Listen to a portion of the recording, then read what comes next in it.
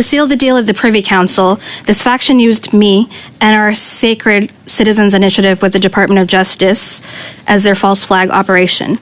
The government machine, including the CBSA, PSPC, TBS, and other individuals, including legal services, mobilized to bury our reports, to obstruct justice, and all in Canada's name.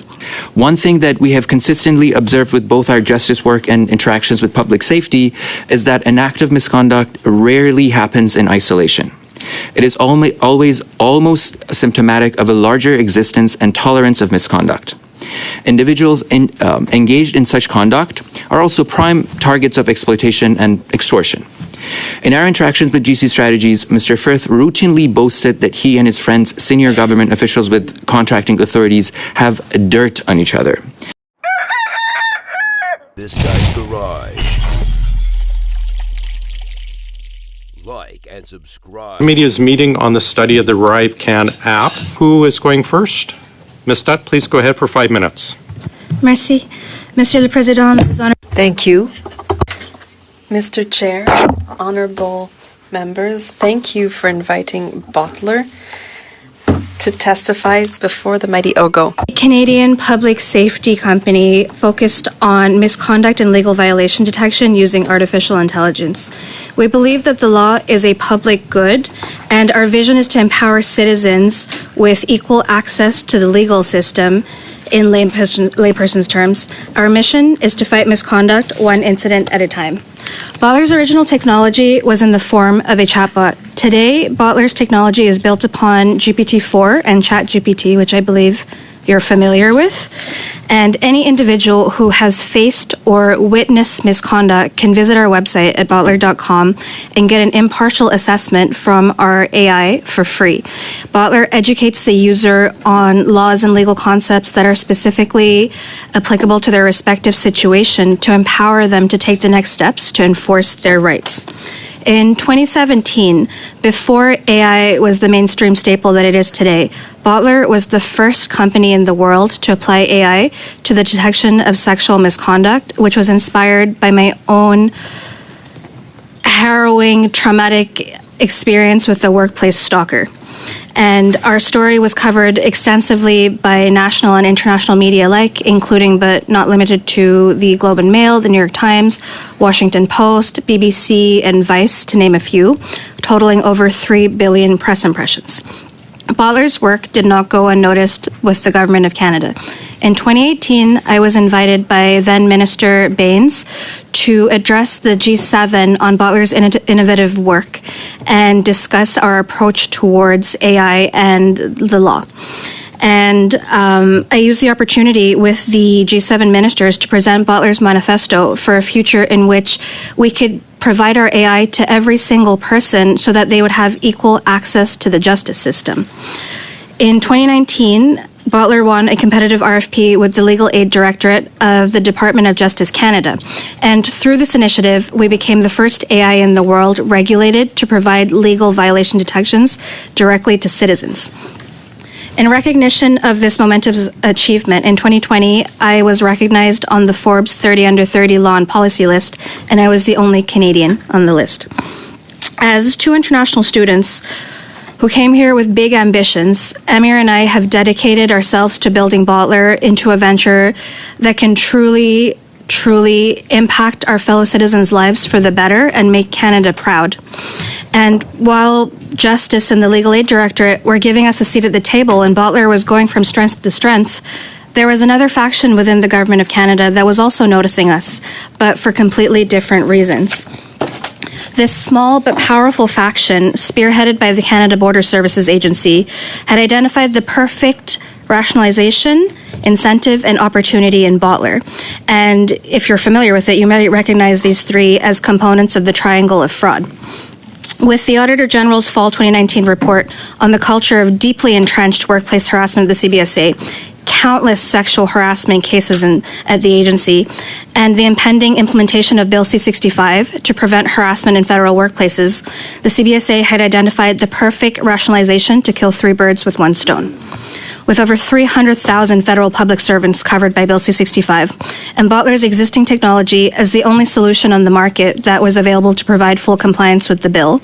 The CBSA had the perfect incentive to sell Butler's enterprise licenses to the entire government of Canada, using their own procurement vehicles, which would, quote, allow them to add infinite amount of funds to the price to be executed through their usual suspects.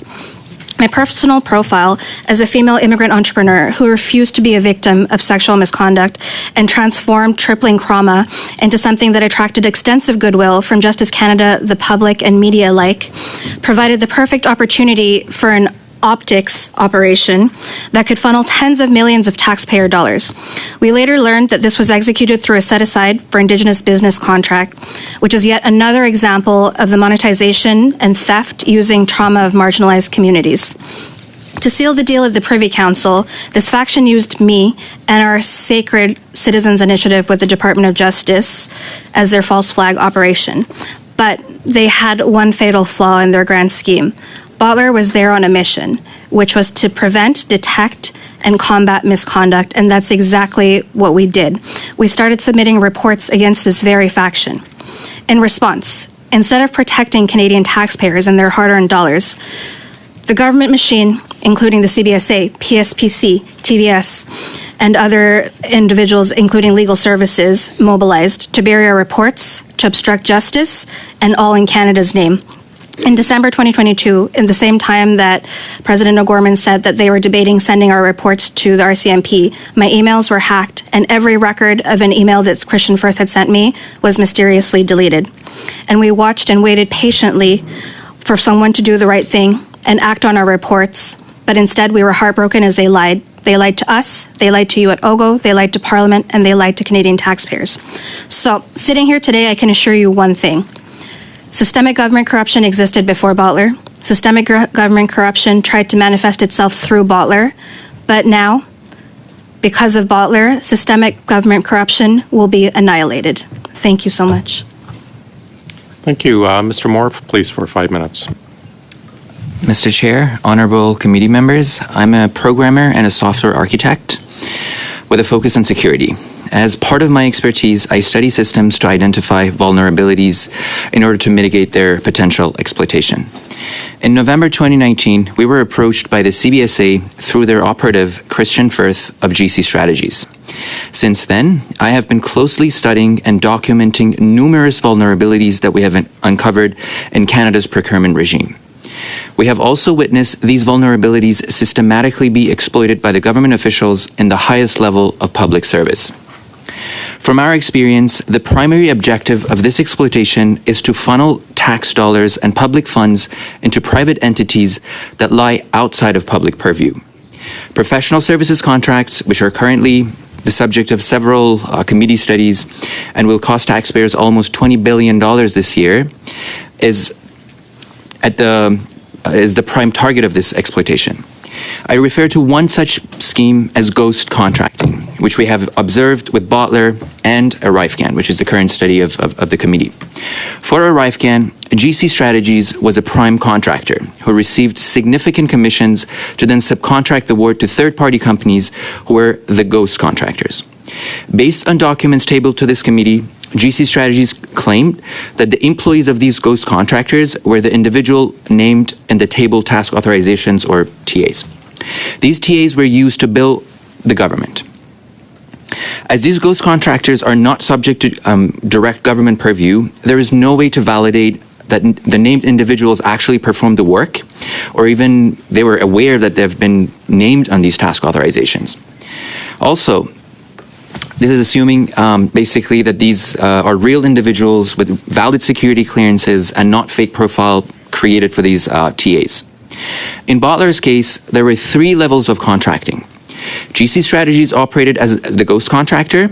Myself and Richika identified personally as subcontractor. Our identities were used without our knowledge or consent by Coradix and Dalian, entities that we have never heard of. Another critical vulnerability that I would like to bring your attention to is the fact that Butler worked on the CBSA project with no contractual or legal agreement in place with the agency or with any of the subcontractors or contractors that were involved. Despite this, we were freely given access to non-public information by the CBSA, and Butler has full legal rights to all information we have collected for this misconduct case.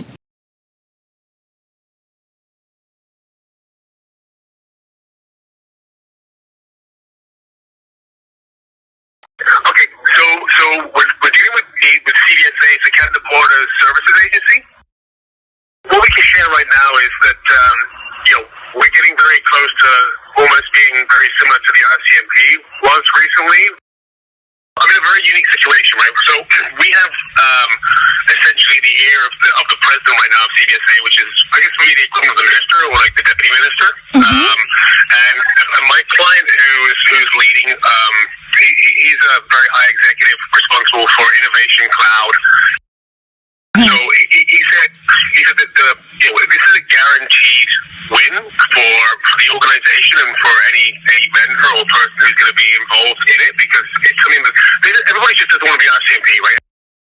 They really, although they know it's happening and they have cases they can speak to, they just really want to do what they can to give the optics that they're doing everything they can to prevent it as well. So they know they're not going to ever save 100% of everybody. What do you need from me from a next step of getting the proposal over to the president? Because this will land on his desk 100%. Like, this is going above the ADM level. This is uncharted territory for the government of Canada with these innovative solutions. So really, I don't think, especially when you're dealing with a topic so important, I don't think there really is much of a budget when you're talking about the government and the CDSA, right? So Now, imagine the exposure that Canada would face if a bad actor is legally given access to sensitive information through similar means, and the dangers this would pose to our country. If procurement rules have been respected, any resource name on a project should be aware of it. They should provide their written consent or sign a contractual agreement, and they should sign an NDA. However, the biggest vulnerability that I would like to draw your attention to is the fact that these contractors are openly engaged in various criminal activities. They openly commit frauds on the government by promising influence and requesting material benefit in exchange. One thing that we have consistently observed with both our justice work and interactions with public safety is that an act of misconduct rarely happens in isolation. It is always almost symptomatic of a larger existence and tolerance of misconduct. Individuals engaged in such conduct are also prime targets of exploitation and extortion. In our interactions with GC Strategies, Mr. Firth routinely boasted that he and his friends, senior government officials with contracting authorities, have dirt on each other, essentially guaranteeing silence through mutually assured destruction. While external contractors are engaged in misconduct and do the actual dirty work, I want to emphasize that their conduct would not be possible without backing from factions within the government. At least in our case, their conduct was fully directed by this faction within the government that we have encountered. Unfortunately, once we began reporting our findings, the government machine mobilized to bury Butler's reports and protect this corruption. The most shocking response we received came from Public Services and Procurements Canada, with the involvement of their legal services.